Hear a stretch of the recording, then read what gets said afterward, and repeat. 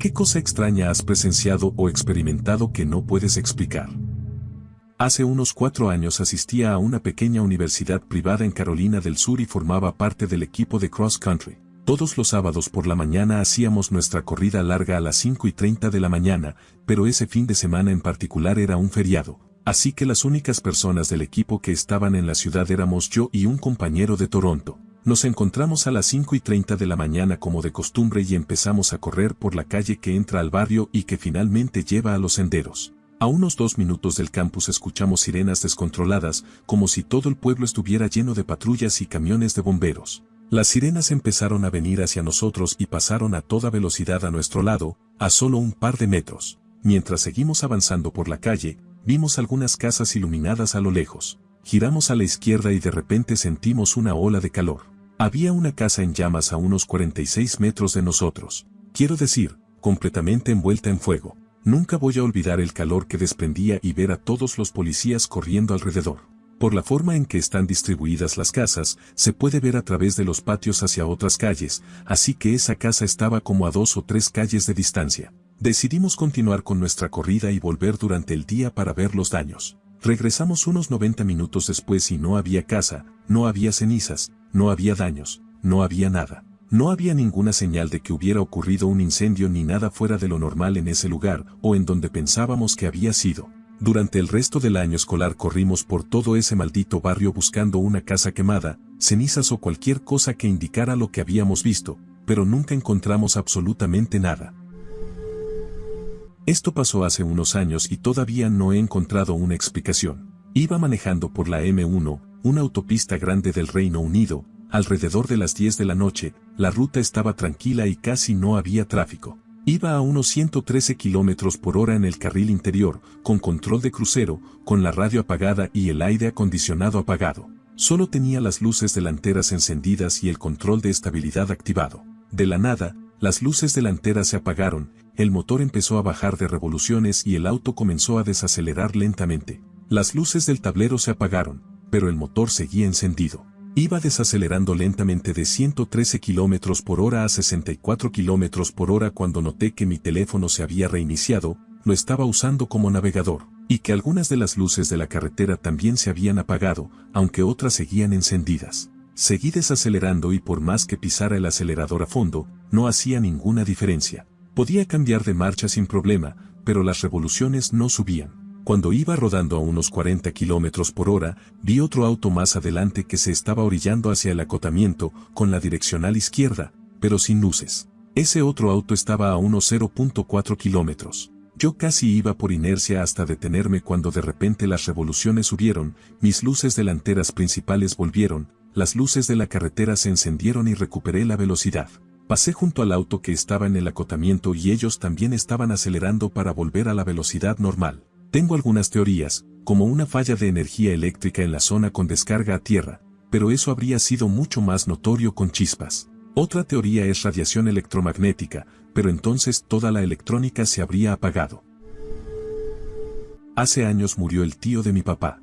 Años antes de eso, ese tío les había regalado a mis padres una botella elegante de tequila de México y había estado en una repisa de living, junto con otras esculturas y piezas de vidrio llenas de polvo, durante al menos 12 años. Estaba fuera de alcance y nunca se tocaba, nadie en mi familia cercana bebe. El día de su fallecimiento, yo estaba en el living leyendo y mi papá estaba haciendo sus impuestos. Recibimos una llamada con la mala noticia. Mi papá siguió con sus impuestos mientras me decía en pocas palabras que su tío había fallecido. No pasaron ni 30 segundos y la botella de tequila que su tío les había regalado empezó a tocar música. Esto me resultó muy extraño porque yo pensaba que era solo una botella, así que pregunté, ¿tenemos una caja de música? Mi papá siguió con sus impuestos y me dijo que la botella tenía una caja de música incorporada y que esa era la única razón por la que la había conservado. Aclaré, ¿le diste cuerda hace un rato? Y él siguió trabajando y dijo no. Yo ya estaba listo para dejar el tema ahí, pero entonces agregó, todavía de forma casual y sin dejar lo que hacía. Imagino que el tío David quiso despedirse una última vez. Esa fue la única vez que hizo un sonido en toda mi vida. Justo ese día y en ese momento. Nunca supe qué pensar al respecto. Simplemente me dejó una sensación muy incómoda. En verano a veces trabajo como voluntario como encargado de cabaña en un campamento de verano para jóvenes, algunos de ellos considerados con problemas. El verano pasado tuvimos a un chico que tenía ataques de ira repentinos y los descargaba contra cualquier cosa que tuviera cerca. Más tarde supimos que había escondido su medicación de la enfermera del campamento porque había llegado en un autobús sin ningún tutor. Evidentemente, esa abstinencia tuvo efectos secundarios importantes. Sus ataques se fueron volviendo cada vez más extremos y un día, durante la siesta diaria, explotó con toda su fuerza y empezó a romper todo lo que podía, luego salió corriendo de la cabaña. Lamentablemente, yo era la única persona allí en ese momento debido a una reunión del personal que se estaba llevando a cabo. Llamé a otro encargado de cabaña que estaba en la cabaña de al lado y salió corriendo a buscar al campista porque, para ese momento, toda mi cabaña, de unos 10 chicos, estaba en pánico y muy preocupada. Así que no me sentí cómodo dejándolos solos. Durante y después del ataque, algunos de los que dormían más profundamente siguieron dormidos y, unos 5 minutos después, uno de ellos se despertó llorando y gritando. La mayoría de los chicos jóvenes tienen cierto orgullo y les cuesta llorar delante de otros chicos de su edad, así que me pidió si podía hablar conmigo a solas en el porche de la cabaña. Acepté y salí con él, diciéndoles a los demás campistas que intentaran volver a dormir. Me contó que había tenido una pesadilla con un esqueleto. No dijo mucho más sobre el sueño porque esa no era la peor parte. Lo peor era que terminó describiéndome algo que básicamente era parálisis del sueño. Se lo expliqué y él no tenía idea de qué era y me suplicaba que llamara a su mamá para que viniera a buscarlo porque decía que sentía que había algo ahí intentando atraparlo.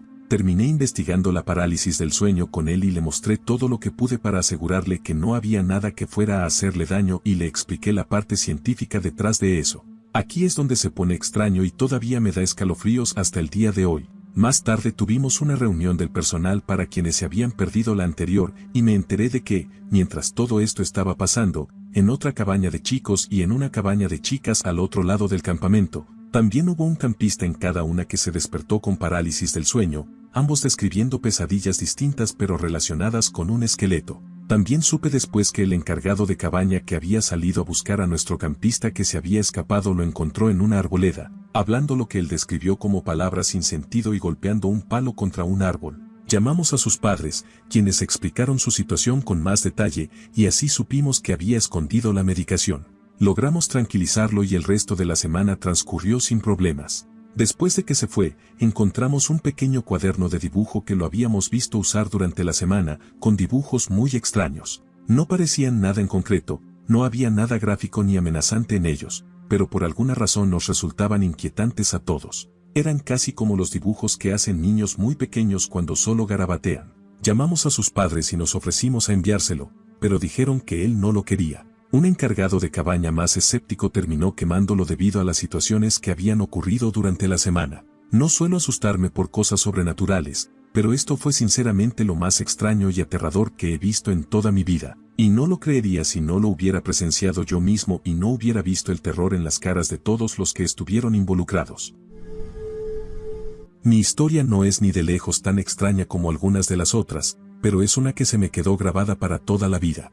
Mi amigo y yo solíamos ir a pasar el rato a uno de los cementerios locales. Supongo que éramos un poco raros. Era un cementerio antiguo y ya no se utilizaba, así que no tenía tumbas nuevas. Un día, mientras estábamos paseando y deambulando por ahí, nos topamos con una lápida que parecía nueva. Llamaba muchísimo la atención porque todas las demás lápidas eran viejas, grises y se estaban desmoronando. En algunas apenas se podían distinguir los nombres.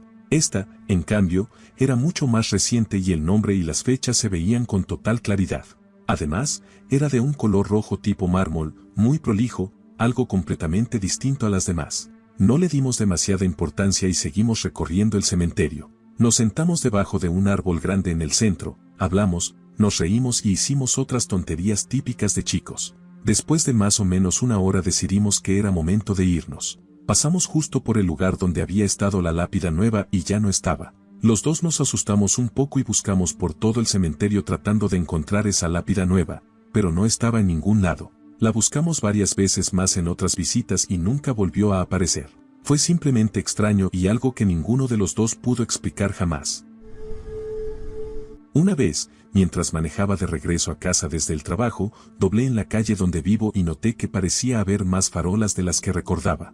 Al principio no le di mucha importancia, pero algo en mí hizo que mirara otra vez. Me di cuenta de que esas 3 farolas extra no eran farolas, sino luces alineadas de forma perfecta en el cielo, a lo lejos. Literalmente en cuanto lo noté, las luces en el cielo empezaron a moverse lentamente y a acercarse entre sí. Con el tiempo quedaron lo suficientemente juntas y formaron un triángulo. Para ese momento, yo ya había estacionado el auto en la entrada de mi casa y estaba ahí parado mirándolas fijo. Mis padres, que son bastante religiosos, suelen no creer en extraterrestres ni en ovnis ni nada de eso, así que decidí entrar corriendo para que salieran y lo vieran por sí mismos. Volvimos a salir y las luces seguían ahí, flotando y moviéndose lentamente en formación triangular. No hacían ningún sonido. Estuvieron así unos segundos más y de repente una de ellas salió disparada a una velocidad increíble. Cuando digo rápido, quiero decir rapidísimo. Las otras 2 siguieron moviéndose lentamente en el cielo durante unos segundos más y luego,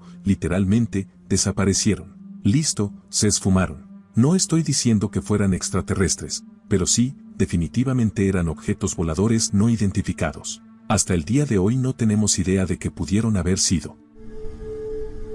Cuando era niño, en mi país de origen, a veces me despertaba en medio de la noche y hablaba con 3 personas cerca del recibidor de nuestra casa. 2 hombres y una mujer, de unos 20 y tantos o principios de los 30 años. De vez en cuando me despertaba en plena noche, caminaba hasta el recibidor y hablaba con esas 3 personas. Todavía recuerdo cómo estaban ubicadas, siempre de la misma manera, pero no recuerdo las conversaciones ni de qué trataban. Recién a mediados o finales de la adolescencia empecé a preguntarme quiénes eran esas 3 personas. A veces se lo preguntaba a mis padres y ellos decían que no había nadie más en la casa que nosotros, nuestra empleada doméstica y mi tío, que vivía en el ático, casa grande. Y estoy seguro de que nunca vi ni a mi tío ni a la empleada entre esas 3 personas. Ahora tengo 29 años y todavía, a veces, sigo pensando en eso.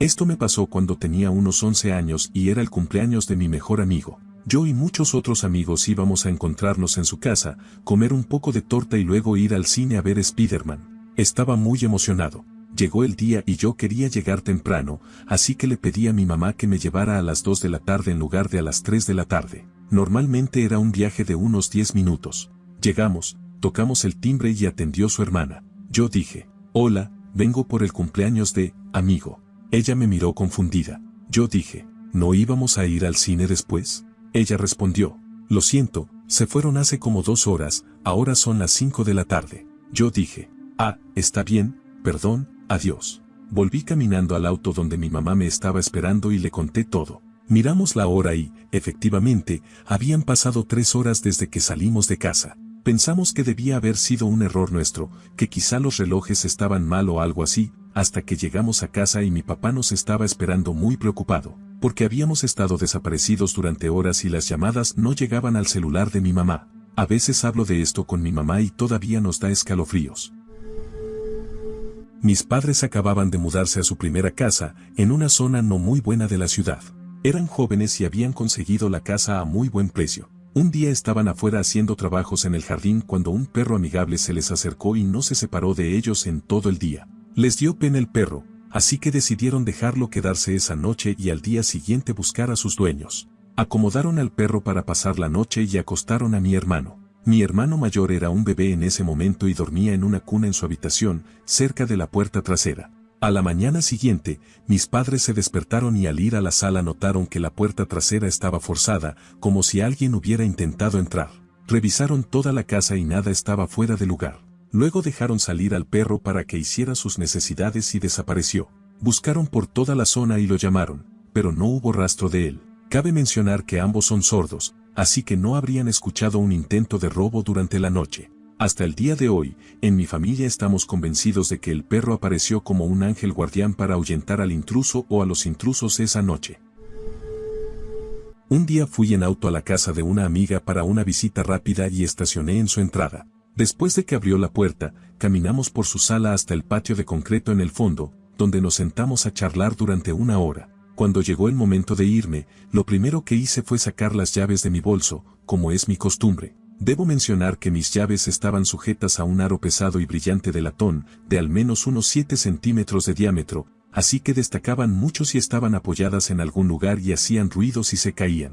Luego mi amiga me acompañó de regreso por la casa hasta el auto. Cuando me senté en el auto, me sorprendió darme cuenta de que ya no tenía las llaves en la mano. Mi primer pensamiento fue que debía haberlas vuelto a guardar en el bolso mientras estaba distraída conversando con mi amiga en el camino hacia el auto, pero no. Incluso vacié todo el contenido del bolso sobre la entrada para asegurarme. Tampoco estaban en ninguno de mis bolsillos. Como las llaves no estaban conmigo, mi amiga y yo volvimos al patio. Las llaves no estaban allí y no había ningún lugar donde pudieran estar escondidas. Después revisamos todo el trayecto corto que había recorrido desde la puerta principal hasta el patio, sin encontrarlas. Y no había agujeros ni grietas donde las llaves pudieran haberse caído. Así que volvimos al auto. Aunque nunca dejó las llaves dentro del auto y aunque recordaba haberlas sacado del bolso cuando estaba en el patio, revisamos todo el vehículo, incluso en las ranuras y debajo de los asientos. Encontramos las típicas monedas y envoltorios de chicle, pero no las llaves. El resultado es que, a pesar de buscar en todos los lugares donde las llaves podían estar y en algunos donde no podían estar, no logramos encontrarlas. Dadas las circunstancias, fue totalmente surrealista. Por un lado, sabíamos que las llaves tenían que estar allí, porque no podría haber llegado a la casa de mi amiga sin ellas. Pero, por otro lado, si las llaves estaban allí, deberíamos haberlas encontrado, y no fue así. Al final tuve que llamar a mi esposo para que me trajera las llaves de repuesto desde casa. A pesar de que mi amiga vivió en esa casa otros 5 años, las llaves nunca volvieron a aparecer después de ese día. Aunque sé que debería haber una explicación lógica, la única forma de explicar cómo un aro pesado de latón con llaves pudo desaparecer para siempre en el breve tiempo que estuve en la casa de mi amiga es que simplemente se desvanecieron en el aire, no en sentido figurado, sino literalmente. Hace unos años, yo y un grupo de amigos fuimos a un viaje a una cabaña, que era de los papás de una amiga. Estaba en medio de la nada y ya era tarde, así que la carretera estaba completamente oscura. Íbamos divididos en 2 autos, y yo manejaba detrás de la persona que sabía a dónde íbamos. En un momento, mi amiga empezó a acelerar, rapidísimo, de forma molesta. Yo empecé a quejarme porque apenas podía seguirle el ritmo. De repente, ella tomó un giro brusco y se metió hacia una zona boscosa por un sendero apenas marcado. Intenté seguirla, pero estaba desesperado tratando de esquivar baches enormes con mi auto pequeño, que claramente no era para caminos así. Mientras tanto, el auto de adelante iba avanzando por el camino como si no tuviera ningún problema. Le hice señales con las luces para que bajara la velocidad, pero nada. Yo ya estaba furioso y estaba maldiciendo el nombre de mi amiga mientras mis pasajeros iban en silencio, muertos de miedo. Por fin llegamos a una carretera de verdad, pero el auto de mi amiga no estaba por ningún lado. Era como si hubiera desaparecido en el aire. Además, como estaba totalmente oscuro, si hubiera habido alguna luz la habríamos visto. Estábamos perdidísimos e intentamos llamar, pero no había señal. Manejamos unos 10 minutos hasta que finalmente los alcanzamos, los encontramos y por fin nos guiaron hasta la cabaña. Le dije a mi amiga lo molesto que estaba porque se había metido por un camino peligroso sin avisarnos y luego simplemente desapareció. Ella puso una cara rarísima y dijo, ¿de qué estás hablando? Ustedes iban justo detrás de mí y de repente se metieron al bosque. No teníamos idea de a dónde se fueron, estábamos muy preocupados. Según ella, había estado en la carretera todo el tiempo. Nadie sabe quién era ese vehículo, de dónde salió o a dónde fue. Nadie en ninguno de los 2 autos vio que un vehículo se metiera entre nosotros ni vio el momento en que nos separamos. Las 3 personas en mi auto están seguras de que el vehículo que vimos y que nos llevó al bosque era el auto de mi amiga. Los del otro auto nos juraron que ellos estuvieron en la carretera todo el tiempo. Hasta el día de hoy, ninguno de nosotros sabe de dónde salió ese vehículo ni cómo se coló entre 2 autos sin que 6 personas se dieran cuenta. Como a otras personas, a veces tengo sueños muy proféticos. Siempre tratan sobre algo trágico, pero voy a describir el más vívido. Hace unos 5 años tuve un sueño en el que estaba en un terrible accidente de 3 autos con mi novia de ese momento y mi hermano menor. El auto quedaba destruido, había humo, mi novia y mi hermano iban al hospital y yo no sobrevivía porque me atravesó una barra. Avanzamos 2 años y mi hermano y yo íbamos a una fiesta de graduación de un amigo en común, viajando en el auto de mi novia. Ella se metió en una intersección y de inmediato reconocí todo exactamente como en el sueño. Me encogí hacia la izquierda. Para mí todo se puso negro durante unos segundos, pero cuando recuperé la conciencia miré alrededor y vi exactamente la misma escena que en el sueño, excepto que esta vez había sobrevivido. El auto en el que íbamos estaba destruido. Había humo de los otros 2 autos involucrados y una barra que atravesó el parabrisas a unos 15 centímetros a la derecha de mi cabeza. Fue el momento más intenso de mi vida. Desde entonces siempre llevo un registro de mis sueños y les presto muchísima atención. Soy policía. Una noche recibimos un llamado por unos golpes en la pared del baño de un edificio de departamentos bastante precario. Los golpes llevaban ocurriendo varias horas y se describían como si alguien estuviera golpeando desde el otro lado de la pared.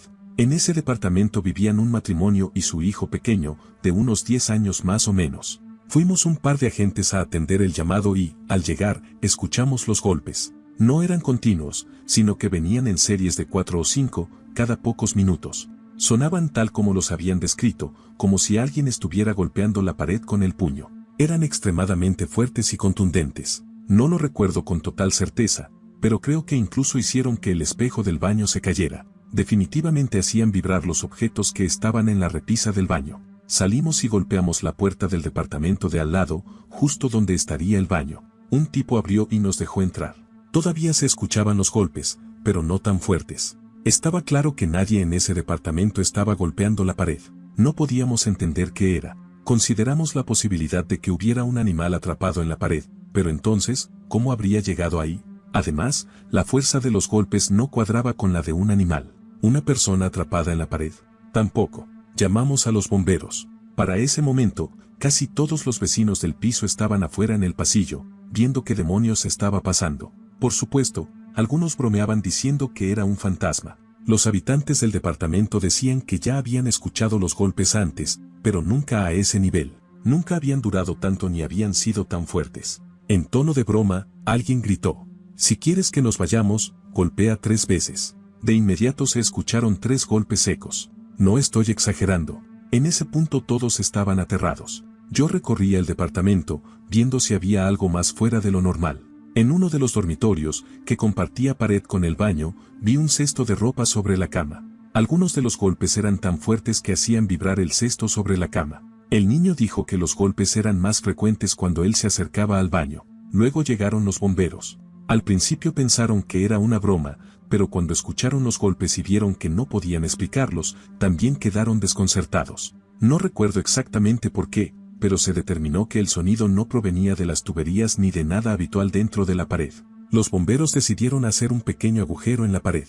Sinceramente, yo ni siquiera quería estar ahí cuando lo hicieran. Nunca he creído en fantasmas, demonios ni nada de ese estilo, pero en ese momento tenía miedo de lo que pudiera haber dentro de la pared. Hicieron el agujero. ¿Y qué encontraron? Absolutamente nada. No había nada ahí.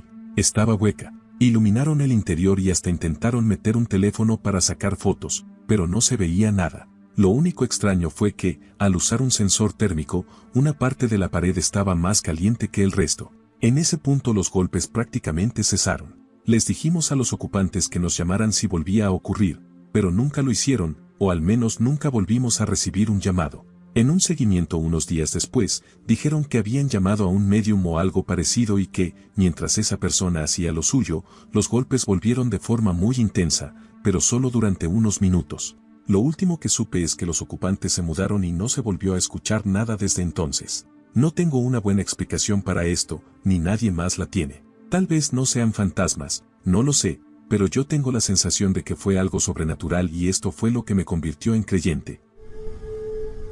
Cuando tenía unos 10 años vivimos en la casa de mis abuelos durante aproximadamente un año. Mi abuelo usa audífonos y normalmente tiene el volumen del televisor muy alto, y además sus programas favoritos son los westerns, el género de película. Una noche me desperté porque estaba viendo la televisión demasiado fuerte. Recuerdo haber escuchado vasos chocando, gente conversando y música tenue. En ese momento me lo imaginé como si fuera un salón de una película del oeste, así que empecé a bajar para pedirle que bajara el volumen. Bajé las escaleras, crucé la sala familiar y la cocina, y entré al pasillo corto que llevaba a la sala del televisor.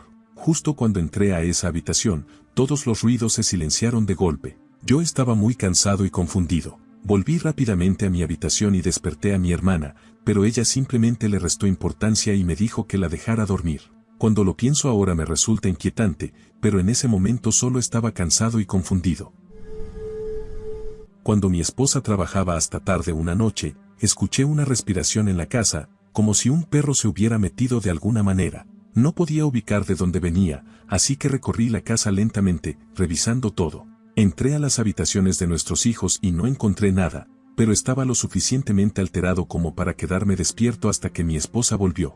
Durante las semanas siguientes, ambos experimentamos esa respiración, a la que llamábamos el hombre que respira. Ella la escuchó en la sala de estar mientras yo dormía. Yo la escuché en otras ocasiones cuando estaba solo, pero nunca ocurrió cuando los dos estábamos despiertos en la casa al mismo tiempo. Una noche ella volvió a salir a trabajar y yo estaba a punto de irme a dormir cuando escuché esa respiración. Me senté en el borde de la cama y dije algo como: mira, no sé qué quieres ni por qué estás aquí, pero sea lo que sea, hazlo de una vez. Solo hazlo y termínalo, y vete. Y sea lo que sea, hazlo conmigo. Deja a los chicos fuera de esto y haz conmigo lo que quieras. Y seguí más o menos en ese tono durante 5, 10 o 15 minutos, no estoy seguro. Esperé y no pasó nada. Nunca volvimos a escuchar al hombre que respira después de esa noche.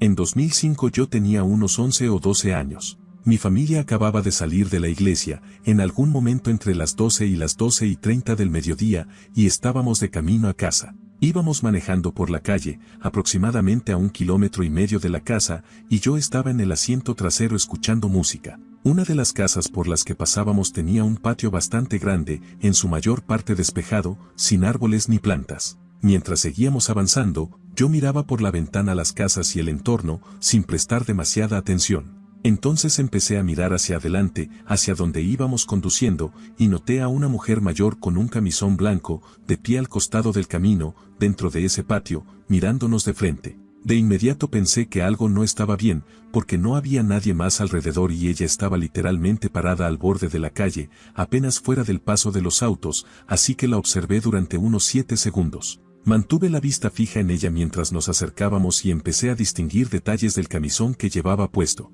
Flores azules con algo de encaje alrededor de los hombros. La razón por la que recuerdo esto también quedará clara enseguida. Tenía el cabello blanco, corto y rizado, y sus ojos parecían casi completamente negros. O bien sus globos oculares eran totalmente negros, o toda la zona alrededor de los ojos lo era. Ese es el único detalle que no recuerdo con total precisión. Lo que más me impactó de esa mujer fue el hecho de que era mi abuela. Cada detalle coincidía con ella. El camisón que siempre usaba, su cabello, su fragilidad. Me quedé mirándola y me giré por completo en el asiento mientras pasábamos a su lado. Ella también se giró para mirarme. No dije una sola palabra a nadie durante los minutos que tardamos en llegar a casa. Apenas estacionamos en el garaje, bajamos del auto y empezamos a entrar a la casa, sonó mi teléfono. Escribiendo esto por primera vez, no es una sensación agradable. Era mi papá, mis padres estaban divorciados y yo vivía con mi mamá en ese momento. Llamaba para avisarme que mi abuela había fallecido alrededor de las 10:30 de la mañana de esa mañana. Yo no sabía nada de su muerte antes de esa llamada. Lo más increíble de todo es que, a pesar de que tenía una relación muy cercana con mi abuela y la veía con frecuencia, sentí una paz total al saber que se había ido. Llevaba un tiempo sufriendo de leucemia y sentí como si ese dolor por fin hubiera terminado. Yo, con 11 años, tuve que consolar a mi papá, que estaba llorando, y decirle que todo iba a estar bien. Me da terror cada vez que lo recuerdo.